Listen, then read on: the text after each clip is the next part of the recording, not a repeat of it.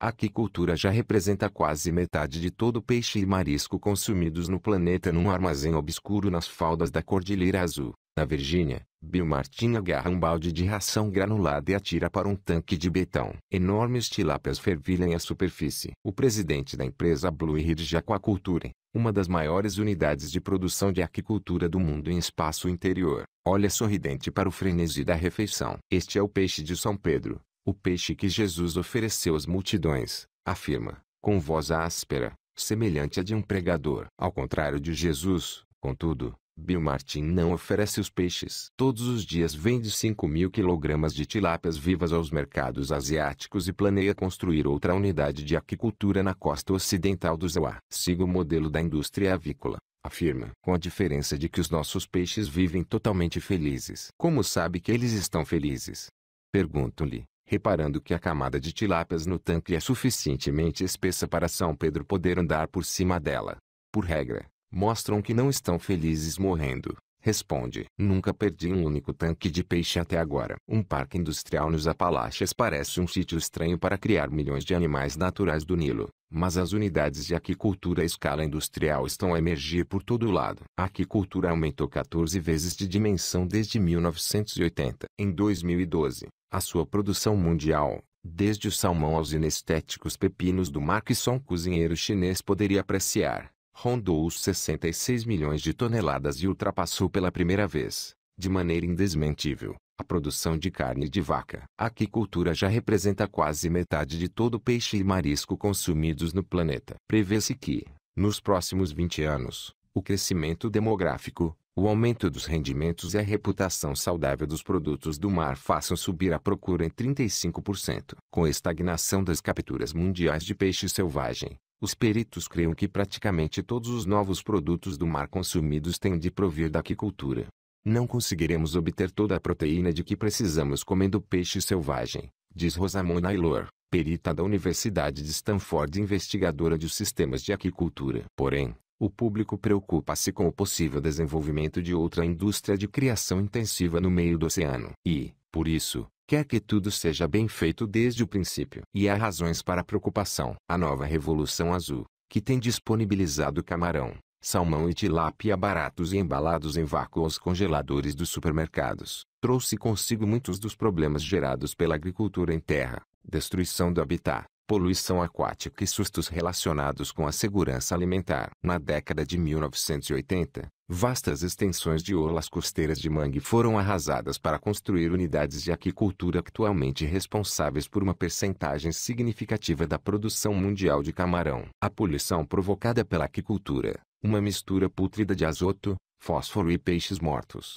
é agora um perigo generalizado na Ásia, onde se localizam 90% dos peixes de aquicultura. Para manterem os peixes vivos em jaulas densamente povoadas, alguns aquicultores asiáticos utilizam antibióticos e pesticidas de uso proibido nos Estados Unidos, na Europa e no Japão. Usam ou importam atualmente 90% dos seus produtos do mar, mas só cerca de 2% são inspecionados pela Administração dos Alimentos e Medicamentos FDA na sigla original. Em 2006 e 2007, a FDA descobriu numerosas substâncias proibidas, incluindo agentes carcinogênicos conhecidos ou suspeitos, em carregamentos de aquicultura provenientes da Ásia. As unidades de aquicultura de outras regiões do globo também não estão isentas de problemas. A moderna indústria do salmão, que ao longo das últimas 3 décadas instalou jaulas densamente povoadas e cheias de salmão em fiordes prístinos da Noruega à Patagônia, tem sido atormentada por parasitas, poluição e doenças. As unidades de aquicultura de salmão da Escócia perderam quase 10% dos seus efetivos em 2012, devido a um surto infeccioso.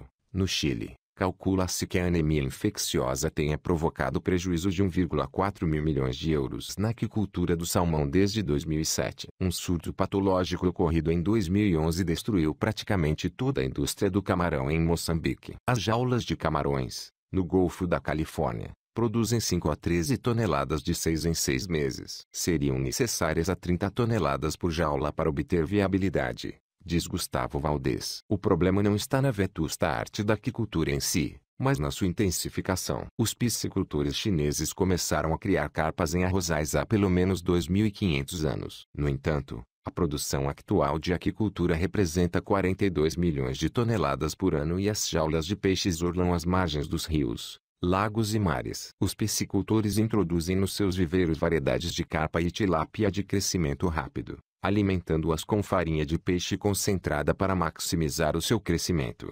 Fui muito influenciado pela Revolução Verde nos cereais e no arroz, afirma Li Sifa, especialista em genética ictiológica da Universidade Oceânica de Xangai. Li é conhecido como o pai da tilápia por ter desenvolvido uma variedade de crescimento rápido que está a tornar-se a espinha dorsal da indústria chinesa da tilápia, produzindo 1,5 milhões de toneladas ao ano, a maior parte das quais para exportação. As boas sementes são muito importantes, afirma Li. Uma boa variedade pode gerar uma indústria forte, capaz de alimentar mais pessoas. Esse é o meu dever. Fazer peixes melhores, mais peixes, para que os aquicultores possam enriquecer e as pessoas tenham mais comida. Como se pode fazer isto sem disseminar doenças e poluição? Para Bill Martin, a solução é simples: criar os peixes em tanques instalados em terra e não em jaulas no lago ou no mar. As jaulas de rede são um caos, diz Martin, sentado num escritório ornamentado com troféus de caça. Há piolhos do mar, doenças,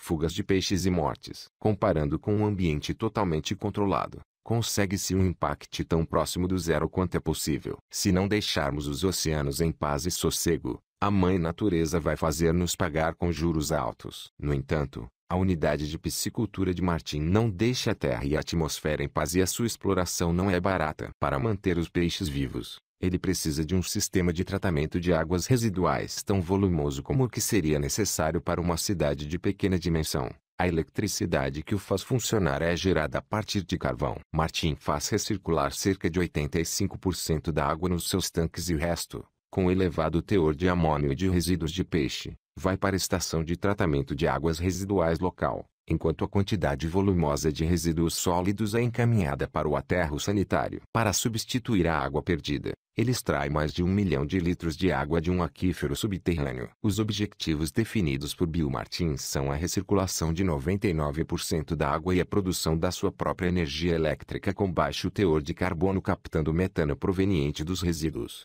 Mas ainda faltam alguns anos. E embora Bill acredite que os sistemas de recirculação serão comuns no futuro, até o momento há poucas empresas a produzirem tanques em terra. 13 quilômetros ao largo da costa do Panamá, Brian Long encaminha-se na direção oposta. Num dia calmo de maio, eu e o presidente da Open Blue estamos deitados no fundo de uma enorme jaula de peixes com o formato de um diamante, 20 metros abaixo da superfície do Mar das Caraíbas. Observamos 40 mil cobias enquanto elas descrevem uma lenta pirueta hipnótica lá no alto. As bolhas libertadas pelo nosso escafandro, acendendo, vão ao seu encontro. Um dos peixes detém-se e fita a minha máscara. Ao contrário das tilápias ou do salmão, estes jovens de 4 kg têm imenso espaço. Brian é um comerciante de peixe de terceira geração. No início da década de 1990, a derrocada das pescarias do bacalhau do Atlântico Norte e as tarifas de importação impostas ao salmão da Noruega levaram o negócio da família à falência. O pai e os tios sempre disseram que o futuro estava na piscicultura. Por isso, ainda na adolescência, Brian começou a criar lucianos num tanque da cabine dos pais. Agora, ao largo do Panamá, ele explora a maior unidade de aquicultura do mundo. Tem cerca de 200 colaboradores, um grande berçário em terra e uma frota de barcos cor de laranja que dão assistência a uma dezena de jaulas gigantes, onde se podem abrigar mais de 1 milhão de cobias. Popular na pesca desportiva, a cobia tem sido alvo de captura pela pesca comercial em pequenas quantidades, pois, em ambiente selvagem, os peixes são demasiado solitários. No entanto, a sua taxa de crescimento explosiva torna-a popular entre os piscicultores. À semelhança do salmão, possui grandes quantidades de ácidos gordos ômega 3, e produz filetes tenros e brancos, de sabor delicado, que, na opinião de Brian Long, são o ingrediente perfeito para cozinheiros exigentes. No ano passado, a empresa forneceu 800 toneladas de cobia a restaurantes norte-americanos e, em 2014, espera duplicar esse volume e, por fim, gerar lucros.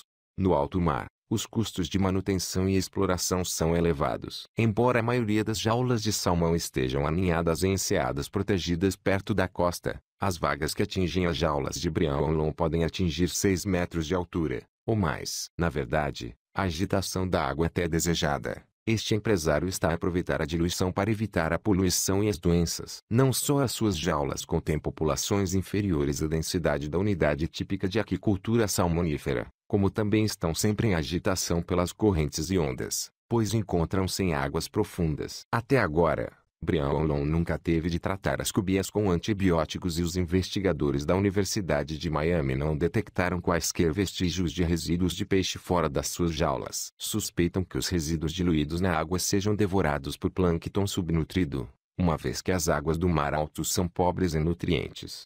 Brian opera no Panamá porque não conseguiu obter uma licença de construção no ZEUA. As preocupações do público com a poluição e a feroz oposição movida pela pesca comercial criaram nos estados costeiros aversão às unidades de piscicultura, mas o empresário mostra-se convencido de que é pioneiro da próxima grande solução no domínio da aquicultura. Este é o futuro, afirma, depois de nos despedirmos das cóbias e regressarmos a bordo do seu barco. É isto que a indústria vai ter de fazer para continuar a crescer, sobretudo nos trópicos. Os sistemas de recirculação, como o de Bill Martin, nunca produzirão biomassa em quantidade suficiente, afirma. Não há maneira de aumentar de escala de forma a satisfazer a procura. E só obterão lucros se funcionarem como a criação intensiva de vacas, onde se amontoam tantos peixes dentro de uma jaula que todo o esforço se centra em mantê-los vivos. Não se gera o melhor ambiente para eles. Filtradoras de água. As vieiras gigantes prosperam alimentando-se de resíduos dos peixes, numa unidade experimental ao largo da ilha de Vancouver, Canadá. Quer se faça criação de peixes numa jaula em alto mar, quer num tanque com filtração em terra, é sempre preciso alimentá-los. Eles têm uma grande vantagem sobre os animais terrestres: comem muito menos. O peixe precisa de menos calorias por ser de sangue frio e porque, vivendo num ambiente flutuante, não é obrigado a combater tanto a gravidade. É necessário aproximadamente 1 kg de ração para produzir 1 kg de peixe em aquicultura. São precisos quase 2 kg de ração para gerar 1 kg de carne de galinha, cerca de 3 kg para 1 kg de porco e quase 7 kg para 1 kg de vaca. Enquanto fonte de proteína animal capaz de satisfazer as necessidades de 9 mil milhões de pessoas com a menor utilização dos recursos da terra. A aquicultura, em especial de omnívoros como a tilápia, a carpa e o peixe-gato, parece uma boa aposta.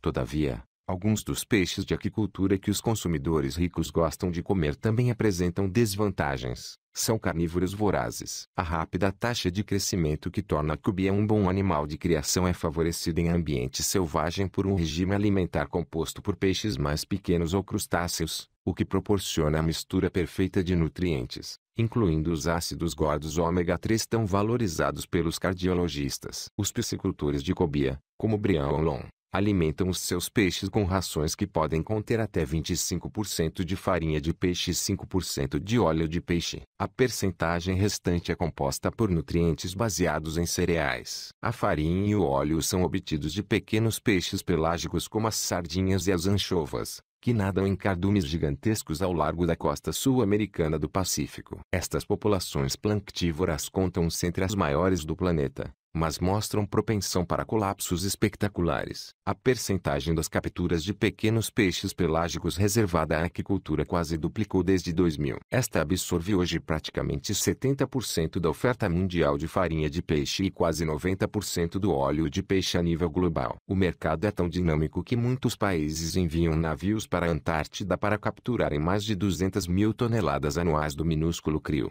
uma fonte de alimento decisiva para os pinguins, as focas e as baleias. Embora grande parte do crio acabe em produtos farmacêuticos e outros, para os críticos da aquicultura a ideia de aspirar o fundo da cadeia alimentar para produzir quantidades relativamente baratas de proteína parece uma loucura ecológica. Em sua defesa, os piscicultores têm se tornado mais eficientes, criando peixes omnívoros como a tilápia e utilizando rações com teor em soja e outros cereais. Hoje em dia, a ração para salmão não tem normalmente mais do que 10% de farinha de peixe. A percentagem de pequenos peixes pelágicos utilizada por quilograma de produto final caiu aproximadamente 80% nos últimos 15 anos. E pode baixar muito mais, afirma Rick Barros, responsável pelo desenvolvimento de rações para peixe no laboratório do Ministério da Agricultura do ZEUA nas 3 últimas décadas. Os peixes não precisam de farinha de peixe, Diz: precisam de nutrientes. Há 12 anos que alimentamos a truta com regimes maioritariamente vegetarianos. A aquicultura poderia abandonar a farinha de peixe se assim o entendesse. A substituição do óleo de peixe é mais complicada porque ele contém os valiosos ácidos gordos ômega 3. No mar, estes são produzidos pelas algas e, de seguida, transmitidos à cadeia alimentar, acumulando-se em concentrações mais elevadas pelo caminho. Algumas empresas de rações já estão a extrair ômega 3 diretamente das algas, um processo utilizado para fabricar ômega 3 para os ovos e sumo de laranja. Isto traz os benefícios acrescentados de reduzir o DDT, os PCB e as dioxinas que podem também acumular-se no peixe de aquicultura. Uma solução ainda mais rápida, afirma Rosamond Naylor, de Stanford, consistiria em modificar geneticamente o óleo de canola de maneira a produzir níveis elevados de ômega 3. A descoberta do melhor alimento para peixes de aquicultura poderá ser, em última análise, mais importante para o planeta do que a questão do local onde criá-los. O conceito de transferência das instalações para águas de alto mar, ou para a terra, não se deve ao facto de termos esgotado o espaço disponível nas zonas costeiras, diz Stephen Cruz, que foi consultor da indústria da aquicultura durante várias décadas. No seu entendimento, embora a poluição causada pelas unidades de piscicultura costeira do salmão tenha dado mau nome à indústria, atualmente até a aquicultura do salmão rende 10 a 15 vezes mais peixe produzido do que nas décadas de 1980 e 1990, com um impacto poluidor muito menor. Num recanto longínquo da ilha de Vancouver, aliás, Stephen está a experimentar uma ideia nova e ainda menos nociva. O investigador inspirou-se na antiga China. Há mais de 1000 anos, durante a dinastia Tang, os agricultores chineses desenvolveram uma complexa apulicultura de carpas, porcos, patos e legumes nas suas pequenas explorações agrícolas familiares, utilizando o estrume dos patos e dos porcos para adubar as algas das lagoas do que eram devoradas pelas carpas. As carpas foram mais tarde introduzidas nos arrozais alagados, onde estes peixes omnívoros comiam pragas de insetos e ervas daninhas e fertilizavam o arroz antes de se transformarem, eles próprios, em alimento. Esta policultura de arrozais com carpas tornou-se a base da alimentação do tradicional regime alimentar de peixe e arroz da China, assegurando o sustento de milhões de chineses durante muitos séculos. Ainda hoje funciona em 3 milhões de hectares de arrozais por todo o país. Num fiord na costa da Colômbia Britânica, Stephen inventou a sua própria policultura. Ele alimenta uma única espécie, um peixe elegante e resistente natural do Pacífico Norte, conhecido como peixe-carvão do Pacífico. Ligeiramente ajusante da corrente das jaulas, ele instalou cestos pendentes carregados de berbigão, ostras e vieiras, bem como de mexilhões, que se alimentam das excreções orgânicas do peixe. Junto aos cestos, ele cria longas linhas de algas tipo Keop, utilizadas nas sopas, no sushi e na produção de bioetanol. Estas plantas algas filtram ainda mais a água, transformando quase todos os nitratos e fósforo remanescentes em tecido vegetal. No fundo oceânico, 25 metros abaixo das jaulas de peixe, os pepinos do mar, apreciados piters na China e no Japão, aspiram os resíduos orgânicos mais pesados que escapam às outras espécies. Excetuando o peixe-carvão do Pacífico, o sistema de Stephen Cruz poderia ser acoplado a quaisquer unidades de piscicultura para funcionar como filtro gigante capaz de gerar alimento e lucros suplementares. Ninguém se dedica à aquicultura sem querer ganhar dinheiro, acrescenta, em frente de um prato repleto de peixe-carvão do Pacífico braseado e vieiras do tamanho de bolachas. Mas não se pode pensar só em quantidade. Interessa-nos qualidade, diversidade e sustentabilidade. Perry Raso, de Matonuck, no estado de Rhode Island, não pratica a policultura mas a monocultura, embora não dê qualquer alimento aos seus animais aquáticos. E possui 12 milhões. Perry é um ostreicultor, um dos criadores de bivalves de nova geração que têm sido louvados por todos os agentes envolvidos nesta questão, desde o Programa de Vigilância de Bivalves do Aquário da Baía de Monterey ao novo Conselho de Monitorização da Aquicultura, que publicou recentemente as suas primeiras normas para bivalves. Um elemento essencial da sustentabilidade consiste em comer animais o mais baixo possível da cadeia alimentar. Os bivalves estão apenas um nível acima do fundo. E além de gerarem um produto saudável, com pouca gordura e elevado teor de ômega 3, as unidades de aquicultura de bivalves limpam a água do excesso de nutrientes. Perry criou a sua empresa no último ano da licenciatura e, pouco depois, já vendia ostras. Agora, vende os seus produtos a 800 pessoas por dia, durante o verão, no seu bar de ostras em Matanook. Entretanto, a Universidade de Rhode Island enviou-o como orador para seminários em África, onde a aquicultura está a explodir e onde a população precisa desesperadamente de proteínas saudáveis e de baixo custo. Algumas centenas de quilômetros a norte, na Baía Casco, dois homens do Maine, Paul Dobbins e Tolle Folsom, desceram ainda mais abaixo na cadeia alimentar. Em 2009, lançaram a primeira unidade de aquicultura de kelp no Zawa. Começaram com 900 metros de linhas destas laminárias e, no ano passado, cultivaram 9.000, colhendo 3 espécies que podem crescer 13 centímetros por dia, mesmo no inverno. A sua empresa, Oceana Provede, vende o kelp sob a forma de hortaliça, saladas e massas, congeladas frescas e altamente nutritivas, a restaurantes, escolas e hospitais do Maine. Delegações da China, Japão e Coreia do Sul já visitaram a plantação, pois a indústria das algas é um negócio de 3,6 mil milhões de euros na Ásia Oriental. Vamos todos comer kelp. O kelp pode ser o legume virtuoso porque nós conseguimos criar um produto alimentar nutritivo sem terra arável, sem água doce, sem adubos e sem pesticidas, diz Paul Dobbins. E contribuímos para a limpeza do oceano enquanto fazemos. Achamos que o oceano aprovaria a opção.